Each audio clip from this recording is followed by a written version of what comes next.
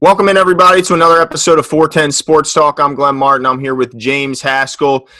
And this video, we're going to be discussing the newest Raven addition to the defensive side of the ball. So let them know who the Ravens got, Jimbo. Yeah, the Ravens have signed to a one-year deal Jake Ryan, a former Jacksonville Jaguar, and previous to that, former Green Bay Packer, fourth-round pick of the Packers.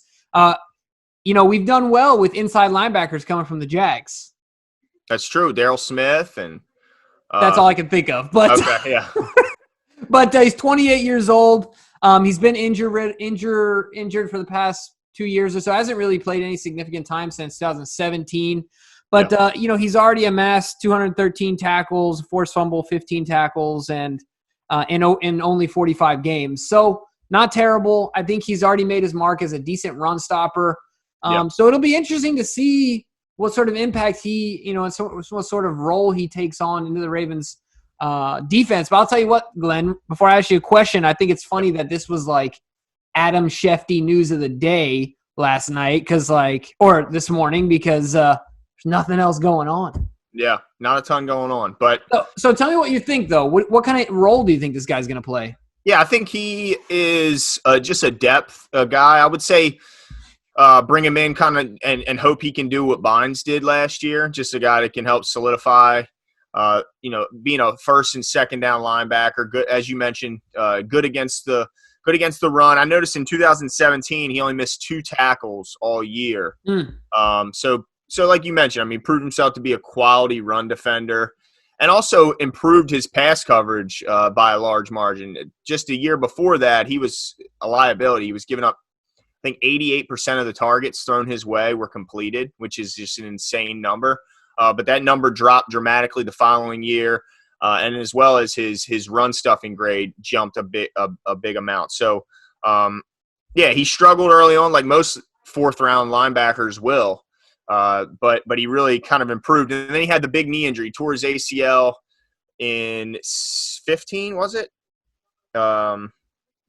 No, in 17. I'm sorry. Tore it in 17 and then ended up going to the Jags and then re-aggravated that injury again in training camp preparing for the 18 season. And then eventually he did come back and play in 2 games towards the end of the year, but it was in a very limited role and mainly just supported special teams, which also adds to his value that he's proven to be a good special teams player, which Harbaugh loves versatile special teamers. Yeah, well, I'll tell you what, I wonder how much of being in Jacksonville demotivates you from wanting to come back. You're like, you know what? Well, last year, certainly, yeah. So, of course, health was his first concern and not necessarily his team wasn't making a run towards the Super Bowl. But I also wonder how this is going to affect the draft. But before I do, I agree with you. Obviously, before we talk about the draft and how he could affect that, I think as well he'll be a depth piece. But, we've seen other guys in the NFL go through some early injuries. And then, like you said, fourth-round guys, they might take some time to develop. There's some upside here to this as well. In fact, we got him on a 1-year deal, I think is great. And so I'm interested. I mean, Jacksonville threw him a 2-year, $7.5 million deal. Yeah. So they saw something. Yeah, absolutely. No, I mean, I think a lot of teams saw it. It's just the Green Bay at that point had kind of a crowded room at inside linebacker with Blake Martinez coming on. And he was actually a little bit younger. He was only 25 at the time, and Ryan was 26. So they had to make a choice like most teams do when you got a crowded room, and they chose Martinez over Ryan. But I will say this, against the run in 2017, which is his final year there, he had the second best run stop percentage in the league. Wow. He had 11.2% of the run plays. He was responsible for taking down the ball carrier. So that's a pretty impressive number. And they don't want to be ran on no more. The Ravens are done being ran on. This is a tradition in Baltimore they take very seriously. And this guy kind of helps them move in that direction of slowing down the run. Not sure how much he's going to give you in pass coverage help, but he'll definitely help on downs 1 and 2. Yeah, it's going to be really interesting. So hopefully, it works out for him as far as health goes and he comes in and competes and contributes. But as far as the draft goes, do you think this affects the possibility of going early in the draft in linebacker or not really? Yeah, I mean, I don't think it really does.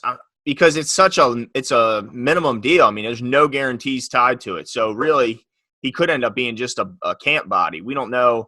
They're obviously not investing any financial capital in him, so it's not like they're even sold that he's going to ultimately be a very productive player for them. Because a lot of it's going to come down to his knee, and if that knee is healthy, and if he can get through a training camp without re-aggravating it and get through a preseason. But I in no way think, because even if he does have a good year this year, it's a one-year deal regardless, and we don't know if we could be, if he has a great year, we don't even know if we'd be able to bring him back because he might get more suitors that outbid us. So, yeah, I don't think this changes much, but what it does is, it's a classic Ravens moves. They like to seal up as many holes as they can going in the draft, so they're not picking as much for need as they can. They want to go for best player available, and this just helps them with that. Yeah, no, I'm with you. I share that same opinion that it's not necessarily a move that's going to be earth shaking or, like you said, change their strategy when it comes to the draft. But more than anything, a depth move and potentially just a camp body, like you said. So, that's about as much news we got right now out of the Ravens camp. We're going to keep putting out some more draft videos and talk a little bit more about, the draft as it continues to ramp up. I'm sure we'll do a mock version 2.0 of the Ravens. And so we're really excited about that. But make sure you guys subscribe, give us a like so you stay up to date. Check out our mock videos. We did a full first round of the entire league as well as a full 7-round mock of the Ravens. So make sure to go check it out and to let us know what your thoughts are. And we love hearing from you guys. So we'll be back. See you.